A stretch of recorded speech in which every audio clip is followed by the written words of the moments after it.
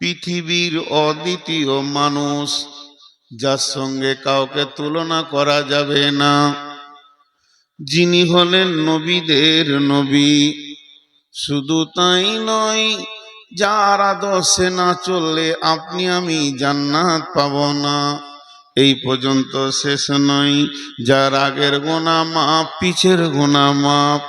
এতটুকু নয়, যিনি জীবদ্দশায় আরশে মহল্লায় গেছেন, লৌহ কালাম গেছেন, আল্লাহ তাকে কত ভালোবেসেছেন। এই পর্যন্ত শেষ নয়, জিনার ডিগ্রি বলতে বলতে বলতে বলতে রাত শেষ হবে, দিন শেষ হবে, আবার রাত আসবে, মাস যাবে, বছর যাবে, যুগ যাবে, কাল যাবে, আমার মতো লোক মারা যাবে, তবু তার ডিগ্রি আর গুণের বর্ণনা শেষ হবে না। ওই ব্যক্তিটাকে, ওই ব্যক্তিটা হচ্ছে নবী মুহাম্মাদুর রাসূলুল্লাহ সাল্লাল্লাহু আলাইহি ওয়াসাল্লাম। উনি বলছেন, আবু বকর, উমর রে, আমি যখন কোরআনে সূরা হুদকে তেলাওয়াত করি, সূরা হুদ, হুদ সূরাটা এত ভীত সন্ত্রস্ত কেন? একটা সূরার ভিতরে আল্লাহ কয়েকজন নবীকে হুমকি দিয়েছেন, ধুমকি দিয়েছেন, তাদেরকে আল্লাহ সাইজ করেছেন। ওই আয়াতগুলো যখন আমি পড়ি, আমি নবী মুহাম্মদ আল্লাহর ভয়ে থরথর করে কাঁপি। শুধু ওইটা নয়, তারপরেও শোনো, ইজা শামসু কুব্বিরাত, ইজা সামাউন ফাতারাত, সূরা নাবা, সূরা নাসিয়া, এই আয়াত সূরাগুলো যখন আমি তেলাওয়াত করি, আমার ভিতরে এতটা ভয় সঞ্চার হয়, মনে হয় যেন আমার বয়সটা শেষ হয়ে যাচ্ছে। আমি তত্তর করে কবরের দিকে আগিয়ে চলে যাচ্ছি। একটা ভয়, এই ভীতু ভয় আমাকে যেন ভীতু সন্ত্রস্ত করে রেখেছি। তার মানে কি বুঝলেন? বুঝলেন লয়, আমরা কি বুঝলাম? ইভেন আমিও মানেটা কি বুঝলাম? যার আগের পিছে গোনাপ, এত বড় নবী, আল্লাহর পরে পরে যার স্থান, সেও আল্লাহর ভয়ে কেঁপেছে। ভয় নাই কার? আপনার আর আমার। আমরা এত হিরো, ভয় নেই।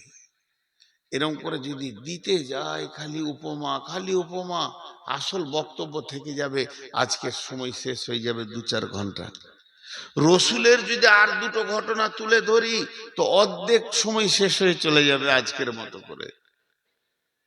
মা আমার, বোন আমার, বেটি আমার, মন দিয়ে শোনেন, মেয়েটিকে রসুলের একমাত্র বিবি। কেউ আছে ওখানে? জুতা আছে, এটা মারেন তো, হঠাৎ করে মারেন ওর মাথায়। আরে পেছনে 3টে কুত্তা ভুলকি মারছে, মারেন থেকে। একদম সুন্দর মহফিল হয়েছে আজকে। এই মহফিল দেখে মনে হচ্ছে সুন্নতের মহফিল, রসুলের মহফিল। ওই রকম যে আসবে ওকে জুতা মেরে বার করবেন। বসে যাবে তো আলহামদুলিল্লাহ, না বসবে তোকে দাঁড়াতে দিবেন না। এই বেশি বুঝছিস নাকি? তোর এত ছোট ছোট ছেলে টাওয়ার ধরলো কি করে তোর? আমার মা বোনদেরকে একটা উপমা দিছি। মা আমার, বোন আমার, মেয়েটিকে, মেয়েটি হলো রসুলের একমাত্র কুমারী বিবি। মেয়েটিকে আবু বকরের বেটি, মেয়েটিকে খাতুনে জান্নাত, তিনি জান্নাতি, জীবদ্দশায় জান্নাতি সুখবর। মেয়েটিকে সারা পৃথিবীর মুহাদ্দিসরা একমত, মেয়েদের ভিতরে তিনি মুহাদ্দিস ছিলেন, সাহাবীদের ভিতরে তিনি মুহাদ্দিস ছিলেন। ওই মেয়েটার নাম আম্মা জান আয়েশা রাদিয়াল্লাহু তাআলা আনহা। কত জলিল কাদার মেয়ে। এই মেয়েটা যে জান্নাতি ও কি করে বুঝলো? একদিন নবীজি বলছেন, আয়েশা রে, আয়েশা রে, আমি যখন বুঝে নিয়েছি, আমাকে আল্লাহ খবর দিয়েছে তুমি আমার জান্নাতে বিবি হবে। এই কথাটা যখন আমি জেনে নিয়েছি, তুমি আমার দুনিয়াতে বিবি, তুমি আমার জান্নাতেও বিবি হবে, তা আমার মনটা চাইছে এখনই মত হয়ে যাক, কিয়ামত হয়ে যাক আর জান্নাতের কাজ কায়েম হয়ে যাক, তোমাকে আমি যেন জান্নাতে পেয়ে যাই। এই মেয়েটি বাড়িতে বসে আছে, বসে থাকতে থাকতে কেউ নাই, হঠাৎ কেঁদে উঠলো ভিবরি। হঠাৎ কাঁদা, হঠাৎ ঝগড়া নাই, কথা কাটাকাটি নাই, কেউ মরেছে খবর নাই। নবীজি দেখছে বিবি কাঁদছে। আরে কেউ স্ত্রী কাঁদলে স্বামী চুপ থাকতে পারে?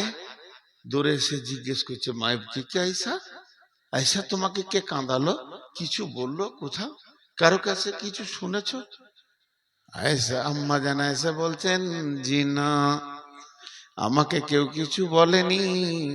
আমি একা বসে থাকতে থাকতে ভাবনার দরিয়ায় ভেসে গেছিলাম, লম্বা চিন্তা করছিলাম, চিন্তাটা চলে গেছিল আমার কবর পার হয়ে, কিয়ামতের ময়দান প্রতিক্রম করে জাহান্নামের দিকে।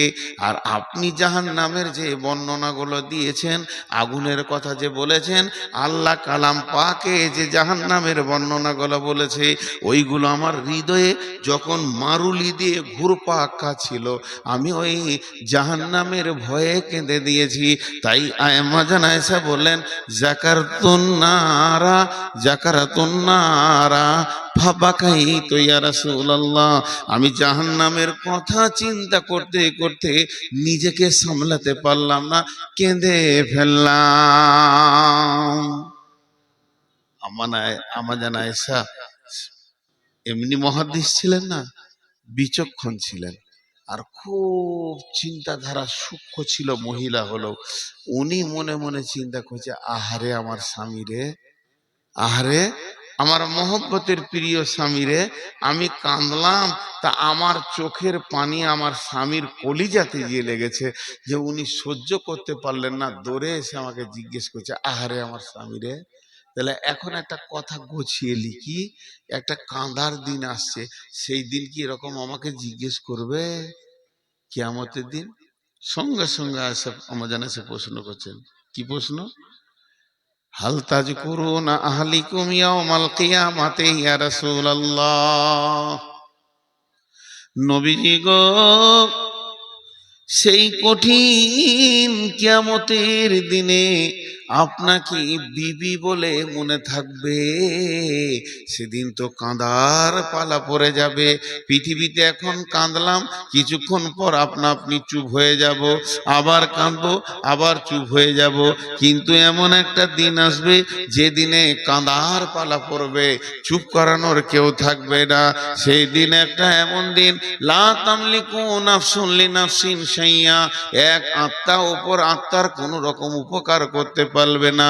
ওয়াল আমরু ইয়াওমা ইযিল লিল্লাহ, ওই দিন চলবে একমাত্র আল্লাহর হুকুম। আপনি কি সেই দিনে আমাকে বিবি বলে মনে রাখবেন? আর আজকে যেমন জিজ্ঞেস করলেন দরদ ব্যথা নিয়ে, ওই রকম জিজ্ঞেস করবেন কি? আল্লাহ নবী না বললেন না ছোট মানুষ ব্যথা পেয়ে যাবে, নবীজি হ্যাঁ বললেন না, ভরসাই থেকে যাবে।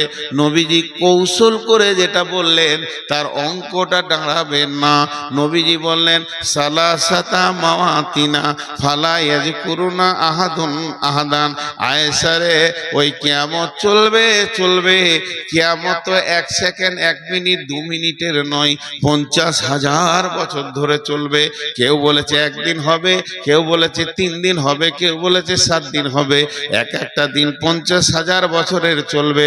এই লম্বা দিন চলতে চলতে চলতে চলতে ওই ত্রাহির ভিতরে 3টে এমন কঠিন মৌকা আসবে, কেউ কাউকে মনে রাখতে পারবে না। 1 নম্বর হলো ইনদাল মিজান, দাঁড়ি পাল্লা নিয়ে আল্লাহ যখন বলবে নেকি বদি ওজন করব। 2 নম্বরে যখন ডান হাতে বাঁ হাতে সার্টিফিকেট দেওয়া হবে আর বলা হবে নিজে নিজের আমলনামা পড়ে দাও। 3 নম্বরে ইদা ওদিয়াত তারিকু ফি যাহরি জাহান্নাম, জাহান্নামের উপরে যখন পুলসেরাতকে রেডি করা হবে, তখন মানুষ বিভ্রান্ত হয়ে কেউ কাউকে মনে রাখতে পারবে না। কি কঠিন দিন আসবে আয়েশা, কেউ কাউকে মনে রাখতে পারবে না। কেউ কাউকে পারবে না মানে আমিও পারবো না। তো আমার কথা বলার উদ্দেশ্য হলো এই ঘটনা থেকে যে ওই রকম একটা দামি মেয়ে রসুলের বিবি, সেও আল্লাহর ভয় করছে, তার ভিতরে ভয় আছে। ভয় নাই শুধু আমার মা বোন বেটি, আর ভয় নাই আমাদের। এটাই দেখালাম, অন্য কিছু নয়।